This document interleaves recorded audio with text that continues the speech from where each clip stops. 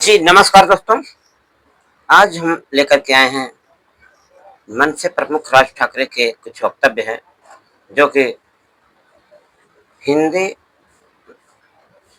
को लेकर के गैर मराठियों, गैर प्रांत परप्रांतीय को लेकर के कुछ उनके विचार हैं, जो हम सभी को सुनना चाहिए। जैसे कि पिछले दिनों मनसे कार्यकर्ताओं के द्वारा बहुत हिंदी भाषी लोगों को टारगेट किया गया, परेशान किया गया। लेकिन इसी बीच जो है एक वीडियो वायरल हो रही है उनकी, जो कि मैं आप लोगों के बीच में लाना चाहता हूँ। हालाँकि पुरानी वीडियो है, लेकिन कुछ अच्छे विचार हैं, तो आप सभी सुनिए और अपनी राय कमेंट बॉक्स में ज़रूर दीजिए। विनय दुबे जी मेरे पास आए और उन्होंने कहा कि अगर आप उत्तर भारतीयों के सामने आके आपकी बात कहें तो बेहतर होगा। मैं बोला ठीक है, मुझे क्या, मैं आता हूँ।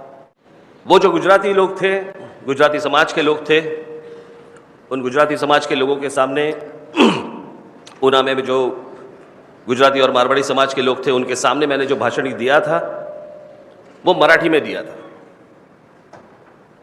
क्योंकि वो मराठी समझते हैं। आज आपके बीच में आ रहा हूं मैं, सिर्फ आप ही की बात होती तो मैं मराठी में भाषण कर लेता। ये भाषण हमें उत्तर प्रदेश में, बिहार में सब लोगों को दिखाना है, उनको बताना है कि आपकी भूमिका असलियत में क्या है।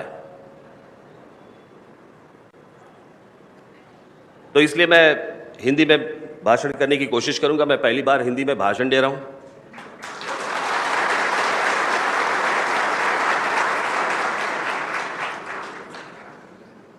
कुछ गलतफहमियां भाषा के अनुसार आपके बीच में भी होगी। जो सच है, सच तो कड़वा होता है, लेकिन मुझे लगता है कि आपको समझना चाहिए वो भी। हिंदी भाषा, यानी मैं जब स्कूल में था तो मेरी तब से मेरी हिंदी अच्छी है। मुझे पता है कि कौन से अक्षर के नीचे नुक्ता देना है।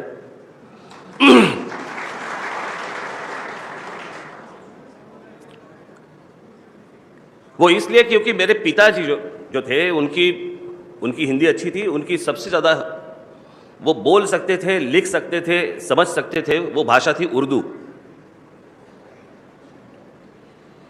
तो इसलिए उनके कारण मेरा थोड़ा बहुत हिंदी ठीक ठाक हुआ। और दूसरा कारण है फिल्में।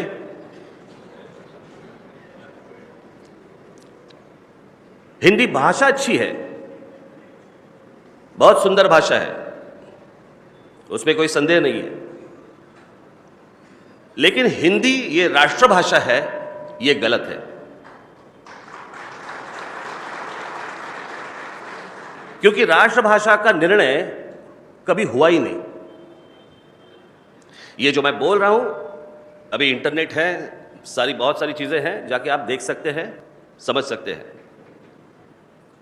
तो जैसे हिंदी भाषा है, वैसे ही मराठी भाषा है, वैसे ही तमिल भाषा है, वैसे ही गुजराती भाषा है, इस राष्ट्र की भाषा है। ये सारी भाषाएं हैं।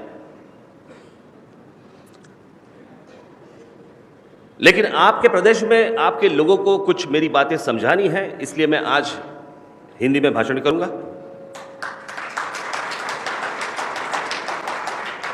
कुछ गलतियां हुई तो समझ लेना।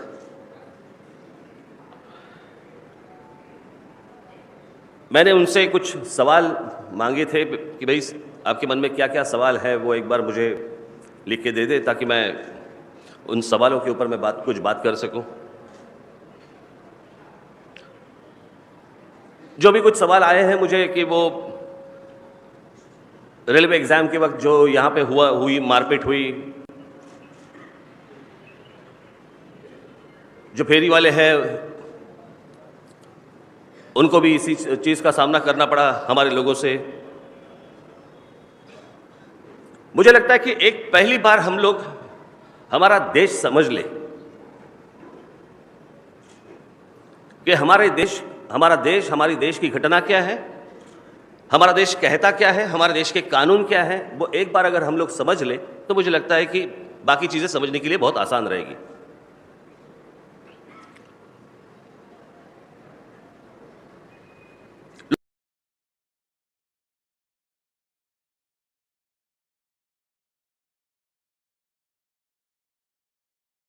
लोग कहते हैं कि राज ठाकरे और उसके पार्टी के लोग जो हैं, उनके महाराष्ट्र सैनिक जो है वो संविधान का अपमान करते हैं।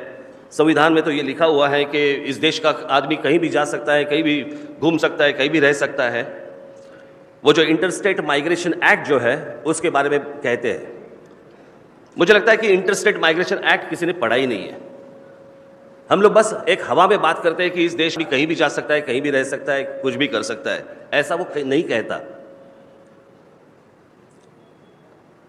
अगर वो कायदा अगर आप पढ़ ले ठीक से तो उसमें आपको पता चलेगा कि अगर आपको एक राज्य छोड़ के दूसरे राज्य में आना है, अगर आप आते हो तो आने के वक्त आपको पहले पुलिस स्टेशन में आपको बताना पड़ता है कि आप कौन हैं, किस काम से आए हैं, आप कहाँ रहने वाले हैं, आपको अगर जॉब मिली है तो किसने आपको जॉब दी है, उसका एक सर्टिफिकेट लगता है। ये सारी चीज़ें उसमें दी है। हम लोग सिर्फ एक ही बात पकड़ते हैं कि एक राज्य से निकले लोग और दूसरे राज्य में चले गए। ऐसे नहीं होता। जो असली तकलीफ जो है वो यहां से शुरू होती है। मैं जो हर वक्त कहता हूं, आज देखिए, मैं आज आपके सामने मैं क्लैरिफिकेशन देने के लिए नहीं आया हूं। मैं मेरी भूमिका जो है, जो मेरी भूमिका पहले से थी, वो सिर्फ आपको हिंदी में बताने के लिए आया हूं।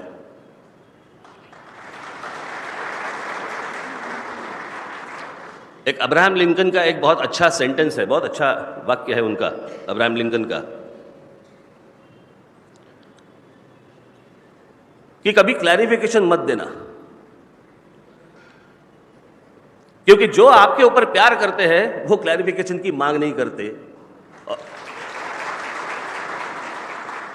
और जो आपसे नफरत करते हैं वो क्लैरिफिकेशन सुनते ही नहीं आपका।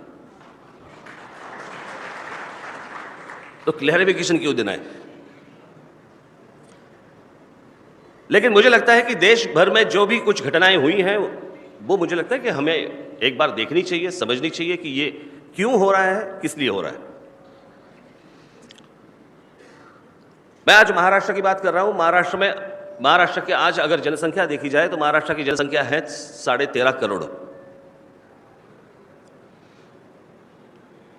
बहुत सारे लोग आज बाहर के राज्यों से महाराष्ट्र में आते हैं, खास करके उत्तर प्रदेश और बिहार से लोग आते हैं। मैं कुछ कोट्स लेके आया हूं। हमारे जो पूर्व राष्ट्रपति थे, हमारे जो पूर्व प्रधानमंत्री थे, उनके कुछ कोट्स लेके आया हूं मैं।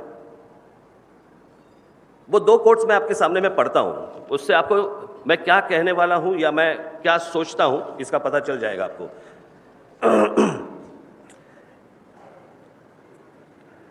ये है अपने पूर्व राष्ट्रपति राजेंद्र प्रसाद जी का कहना, ये उनका स्टेटमेंट है कि यह भूमिपुत्र मुद्दा आज का नहीं है। 1938 में पहली बार राजेंद्र प्रसाद जी ने, भूतपूर्व राष्ट्रपति, बिहार का सर्वे किया था और एक रिपोर्ट लिख के उन्होंने वह कांग्रेस कार्य समिति के सामने रखा था। उस रिपोर्ट में राजेंद्र प्रसाद जी लिखते हैं, हम जहां रहते हैं उसी क्षेत्र में हमें काम मिले, यह अच्छा स्वाभाविक है, उसे हम टाल नहीं सकते, और उसके लिए नियम बनाना, अगर वही नियम सभी राज्यों को हो, कांग्रेस की विचारधारा के अनुसार ही है। राजेंद्र प्रसाद जी आगे लिखते हैं, यही उचित होगा कि किसी प्रांत के स्थानिक लोगों को वही रोजगार और शिक्षा का अवसर उपलब्ध हो। स्थानिक लोगों की ऐसी मांग हो तो हम टालना नहीं चाहते, और वह हम कर भी नहीं पाएंगे। स्थानिक लोगों की इच्छा को सम्मान देना चाहिए। दूसरा कोट है इंदिरा जी का, लोकसभा में उन्होंने जो कहा था वो कोट है, और उन्होंने कहा था कि यह सही है कि भारत का कोई भी नागरिक कहीं भी जा सकता है, काम कर सकता है, फिर भी अगर बहुत भारी संख्या में अगर बाहर के लोग काम करने हेतु आएंगे तो संघर्ष तो होगा ही, उस राज्य में संघर्ष तो होगा ही। मैं इस पे कुछ नियम बनाने के पक्ष में नहीं हूं, फिर भी इसमें कुछ संतुलन बनाना चाहिए और किसी भी हालत में स्थानीय लोग रोजगार से वंचित न हो, यह देखना चाहिए। मैं जो कहता हूं इससे अलग क्या कह रहा हूं मैं?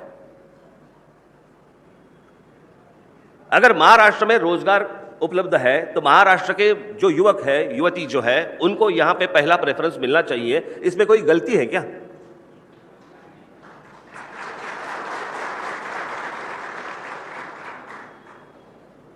कल अगर उत्तर प्रदेश में इंडस्ट्री जाती है, उद्योग आते हैं, तो पहला प्रेफरेंस उत्तर प्रदेश के लोगों को मिलना चाहिए, वहां के युवाओं को मिलना चाहिए। अगर बिहार में इंडस्ट्री जाती है तो पहला प्रेफरेंस उनको मिलना चाहिए। इसमें गलत क्या है?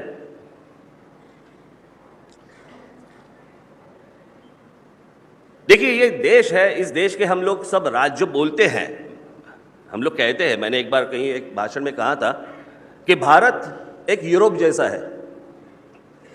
अगर हर प्रांत की भाषा देखी जाए तो अलग है, हर प्रांत का अगर पहराव देखा जाए, कपड़े अगर देखे जाए वो अलग है, संस्कृति अलग है, खाने पीने की बातें अलग है।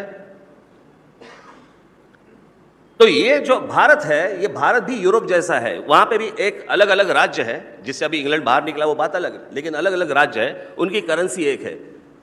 भारत भी वैसा ही है। जिसे हम लोग राज्य कह रहे हैं वो असलियत में एक एक देश है, जिसे बांधा हुआ है, जिसे हम लोग भारत कह रहे हैं।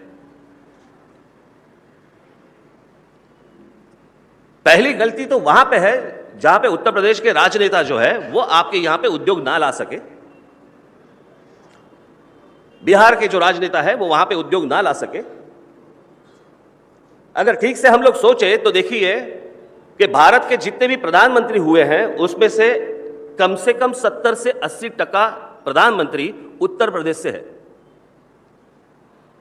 पंडित जवाहरलाल नेहरू कॉन्स्टिट्यूंसी उनकी उत्तर प्रदेश, लाल बहादुर शास्त्री उत्तर प्रदेश, इंदिरा जी उत्तर प्रदेश, राजीव गांधी उत्तर प्रदेश, सोनिया गांधी उत्तर प्रदेश, राहुल गांधी उत्तर प्रदेश, अटल बिहारी वाजपेयी उत्तर प्रदेश, वीपी सिंह उत्तर प्रदेश, अटल बिहारी वाजपेयी उत्तर प्रदेश और नरेंद्र मोदी।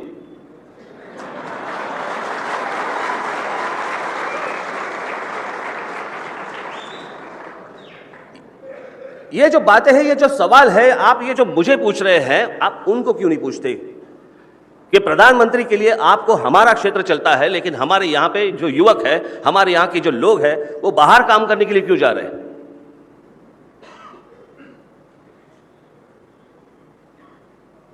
इसका किसी के पास जवाब नहीं है। मैं अगर मेरी महाराष्ट्र के मेरे युवकों को, जो युवक है महाराष्ट्र के, जो लड़के हैं लड़कियां जो है, मैं महाराष्ट्र का हूं, मुझे लगता है कि मेरे राज्य में पहला प्रेफरेंस मेरे मराठी लोगों को मिलना चाहिए। अगर उसमें से बचे तो बाहर के लोग आके वो नौकरी कर सकते हैं। तो दोस्तों, आपने सुना राज ठाकरे जी के वक्तव्य को, और कैसा लगा आप कमेंट करके जरूर बताइए। धन्यवाद। फिर मिलते हैं किसी और वीडियो में। जय हिंद, वंदे मातरम।